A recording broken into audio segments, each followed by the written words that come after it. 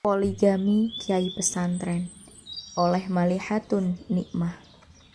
Kiai Sa'dullah tak sanggup lagi menampung air mata. Hari-harinya selalu diisi oleh penyesalan yang luar biasa. Semua yang diisyaratkan Allah benar harus kita lakukan, dan syariat itu tidak pernah keliru. Hal yang menjadikan manusia hancur adalah pribadinya. Warga menyebutnya kiai karena ia adalah seorang pengasuh di pondok pesantren peninggalan sang abi. Kehidupan Kiai Sa'dullah tidaklah berkekurangan. Ia memiliki bisnis travel, umroh, dan haji. Kiai Sa'dullah diberi Allah pendamping yang cantik, pintar, rajin, dan sangat sholihah. Namanya Syafiyah. Hidup Sa'dullah sangat bahagia, apalagi Syafiyah telah memberinya 2 orang putra dan 1 putri. Rumah tangga Sa'dullah sangat bahagia. Suatu hari, hati Kiai Sa'dullah diuji oleh Allah. Sa'dullah jatuh cinta pada seorang gadis yang sangat cantik dan lebih muda. Aisyah namanya. Gadis yang lebih membuat Sa'dullah semakin kuat ingin menikah lagi. Lebih-lebih karena gadis itu bersedia menjadi istri keduanya. Akhirnya Sa'dullah memutuskan untuk menikahi Aisyah, dan Sa'dullah sudah memberitahu istrinya. Namun Syafiyah tidak menjawab apa-apa. Yang Sa'dullah lihat hanya air mata yang jatuh saat dia menyampaikan itu. Sa'dullah tak peduli, toh nanti dia juga akan menerima, pikirnya. Terjadilah pernikahan antara Sa'dullah dan Aisyah. Awal-awalnya memang susah, tapi lambat laun baik-baik saja.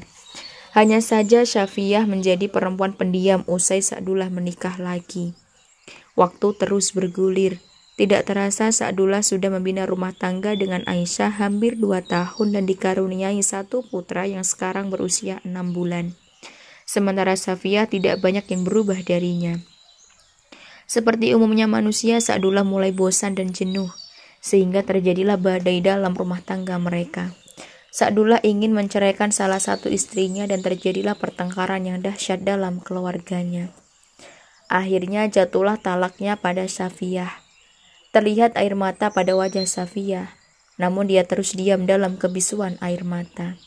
Sa'dullah biarkan Ilham, Kaisan, dan Fatimah ikut dengan Syafiyah, karena Sa'dullah tahu pasti mereka memilih ibunya. Tahun berganti tahun, hidupnya dengan Aisyah pun mulai goyah, meski sesungguhnya Kiai Sa'dullah sangat bahagia dengannya. Namun sifat manja dan tidak memahami perasaan Sa'dullah membuatnya tidak nyaman. Tidak jarang rumah tangga mereka mulai dilanda pertengkaran. Suatu hari Kiai Sa'dullah dengan Aisyah diterpa pertengkaran hebat dan membuat Sa'dullah enggan pulang ke rumah. Dan santri-santri yang mendiami pondoknya perlahan berhenti dan pindah ke pesantren lain. Di sebuah masjid ia larutkan diri dalam sholat. Dalam masjid itu pun Sa'dullah rindu dengan Syafiyah dan anak-anaknya. Tapi di mana mereka? 15 tahun silam saat ia menalak Syafiyah, Ilham putra pertamanya berusia 5 tahun dan Kaisan berusia 4 tahun, sementara Fatimah berusia 1 tahun. Hingga kini Kiai Sa'dullah tak pernah menanyakan kabar mereka, apalagi mengirimkan mereka biaya hidup. Sungguh semakin membuatnya menderita memikirkannya. Sa'dullah diam-diam memacu hasratnya untuk mencari Syafiyah dan anak-anaknya. Dia mulai menanyakan kepada keluarganya dan pada teman-teman Syafiyah, tapi tetap nihil. Mereka hilang bagai ditelan bumi. Di mana mereka ya Allah? Rintihnya dalam hati.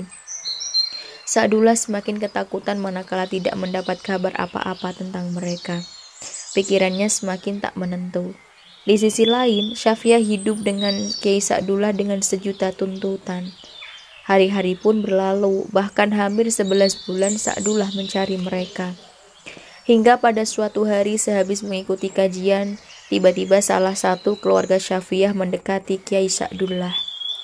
Paman Sa'dullah, apakah paman sudah bertemu bibi, Kak Ilham dan adik-adiknya?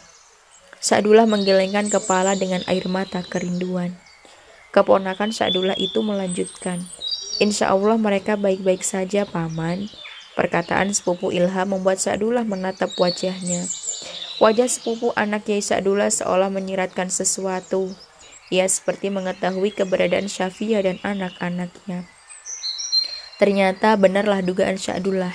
Ia memberitahu setelah Kiai Sa'dullah mendesak di mana bibinya dan sepupunya berada. Syafiah menghilang dalam kehidupan Kiai Sa'dullah dan menetap di sebuah kota yang sangat jauh dari tempat yang pernah menjadi kota tempat mereka saat membina rumah tangga. Jarak tempuhnya 9 jam perjalanan dengan kereta atas dan kereta bawah di sebuah pondok pesantren di pelosok desa tempat di lereng gunung.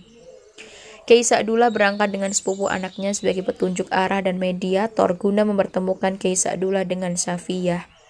Perjalanan yang panjang membuatnya dan keponakannya ingin beristirahat sejenak. Mampirlah mereka di salah satu masjid. Di tempat itu dada Kiai Sa'dullah bergemuruh. Perasaannya tak menentu. Sa'dullah ketakutan manakala anak-anaknya tidak mau melihatnya dan menerimanya sebagai ayah.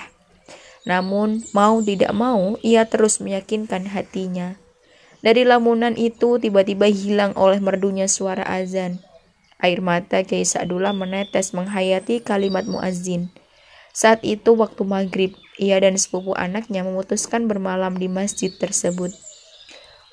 Allahu Akbar, suara imam menggema. Kiai Sa'dullah dan sepupu anaknya tenggelam dalam sholat oleh tartilnya bacaan imam dan menunjukkan sangat fasihnya dalam menghafalkan Al-Quran. Keesokan hari dikala subuh menjelang, Kiai Sa'dullah berdoa, "Ya Allah, pertemukan aku dengan Syafiah dan anak-anakku." Azan subuh pun berkumandang. Sebelum sholat, tiba-tiba sepupu anaknya berkata, "Insya Allah pagi ini paman akan bertemu dengan putra pertamamu." Semakin bergemuruh hati Kiai Sa'dullah. Ditambah lagi, sang imam membuat para jemaah memecahkan tangisan. Sungguh desa dan tempat yang dipilih Syafiah benar-benar sangat damai dari kebisingan dunia.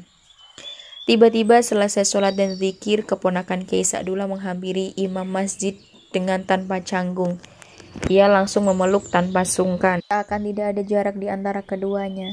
Seperti memiliki keakraban yang sangat dekat dalam pelukan cukup lama dan sambil saling menepuk pundak. Mereka berbincang kecil dan senyum keduanya mengeluarkan kehangatan. Momen itu disaksikan oleh Kiai Sa'dullah.